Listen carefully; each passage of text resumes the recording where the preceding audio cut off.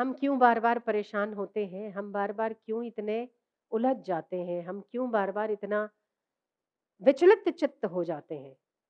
क्योंकि हम अपना भला तो करना चाहते हैं, हम चलते भी हैं, पर हम शायद उस दृढ़ता के नियम के साथ और दृढ़ता के निर्णय के साथ नहीं चलते हैं कि हमें अपना कल्याण करना है। हमें परमात्मा की प्राप्ति करनी है। हमें जितना जितना हमें संसार की दूसरी चीज़ों की उपलब्धि की या उपार्जन की चिंता है या अ, उसकी और हमारा जितना पुरुषार्थ है, उतना अपने आप को जानने के लिए पुरुषार्थ नहीं। इसीलिए वो छूट जाता है और इसीलिए विचलित भी हो जाते हैं। जिस दिन व्यक्ति को दृढ़ता से ये चिंतन हो जाए कि मुझे अपना कल्याण करना है, आत्म उद्धार करना है, उस दिन हर कर्म उसके परमात्मा की बंदगी हो जाएगा, चाहे लंका ही क्यों ना जलानी पड़े। पर हमारा शायद वो लक्ष्य अभी कच्चा है, लक्ष्य नहीं है, इसीलिए बार बार विचलितता आती है। पर कोई बात नहीं, फिर भी विचलित हो तो कभी भी मायूस ना हो। जितनी बार विचलित हो उतनी बार लक्ष्य को बनाओ, फिर विचलित हो फिर लक्ष्य को बनाओ। मैंने बच्चियों के भविष्य के लिए मैया जी से एक सवाल किया सबके सामने कि बच्चियां अभी थोड़ी मजबूत हो रही हैं कि हम चारित्रवान बनेंगे, रोज संकल्प करती हैं, हम संयमी बनेंगे, हम चारित्रवान बनेंगे, हम लोग हम लोग अपने लक्ष्य के प्रति सजग होंगे, कहीं भी समय बर्बाद नहीं करेंगे। तो मैंने मैया जी से सवाल किया कि ऐसे तो जो यहाँ का माहौल है ना, तो एक जोश आना बहुत स्वाभाविक है क्योंकि वो बच्चे हैं। बड़े होते तो थोड़ी दिक्कत होती, पर बच्चे हैं तो जल्दी मोल्ड हो जाते हैं। पर घर जाएंगे फिर वैसे के वैसे हो जाएंगे, फिर वो माहौल वैसा मिलता है क्योंकि वहां कौन सुनाने वाला है कि आपका लक्ष्य ईश्वर है। वहां सारा दिन तो आपको कमाना है, बच्चे पैदा करने हैं, शादी करनी है, लड़कों से बॉयफ्रेंड गर्लफ्रेंड, इसके अलावा माहौल ही क्या मिलता है? कौन है ऐसा जो ये कहता है कि बॉयफ्रेंड और गर्लफ्रेंड से ऊपर भी कोई चीज है जो सतत परमात्मा आपके साथ रहता है? वो जितना बड़ी फ्रेंडशिप निभा सकता है उतना इस संसार में और कोई नहीं निभा सकता। ये कौन बताता है? कोई नहीं। तो क्या होगा? वही होगा जो सारी दुनिया कर रही है, वही ये बच्चे भी करेंगे, इनका कसूर क्या? तो मैया ने एक बहुत अच्छी बात बोली कि हमारा लक्ष्य, अगर हमारी उन्नति है, अगर मेरा लक्ष्य है, तो दूसरे क्या कर रहे हैं वो मुझे नहीं देखना है। अगर एक व्यक्ति को एमबीबीएस बनना है तो वो अकेला चलता है। घर में दूसरे एमबीबीएस कर रहे हैं कि नहीं कर रहे हैं, दुनिया में दूसरे कर रहे हैं कि नहीं कर रहे हैं, उसके लिए वो परवाह नहीं करता।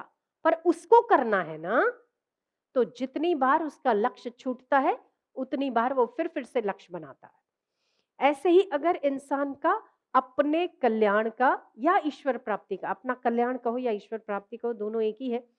अगर अपने कल्याण का, अपने उद्धार का अगर लक्ष्य बार बार हम बनाते हैं, विचलित भी अगर हो जाते हैं, फिर से उस लक्ष्य को याद रख के अगर चलते रहे, क्योंकि बच्चा गिरता है फिर उठता है, गिरता है फिर उठता है, ऐसे गिरते गिरते ही एक बार चलना सीख जाता है। ऐसे यदि आपका भी लक्ष्य बार बार विचलित होता है, बार बार हम विचलित होते हैं, चिंता मत करो, मायूस मत हो, आत्मविश्वास मत खो। जिस दिन से जगे फिर से लक्ष्य बनाओ, फिर गिरे फिर से लक्ष्य बनाओ, फिर गिरे फिर से लक्ष्य बनाओ, एक दिन गिरते गिरते ही पहुंच जाएंगे।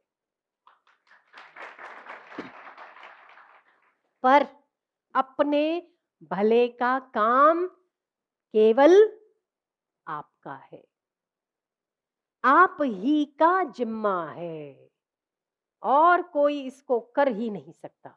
एक ही काम जो केवल आप कर सकते हैं, वो है अपना भला, अपना कल्याण। अपने मन के दोषों से ऊपर कोई और नहीं उठा सकता, आपको खुद को उठना है।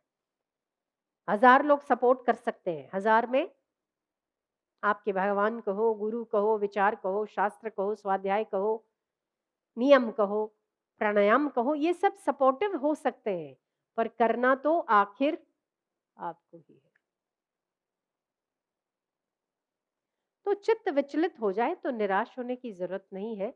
फिर भी फिर से उठिए, फिर से यत्न कीजिए, फिर से अपने आप पर पैर रखिए, फिर से उन तमाम अपने मन की कमजोरियों पर पैर रखिए।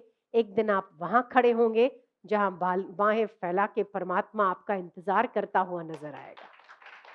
आज भी आज भी वो इंतज़ार तो कर ही रहा है आपका उसकी ओर चलने का।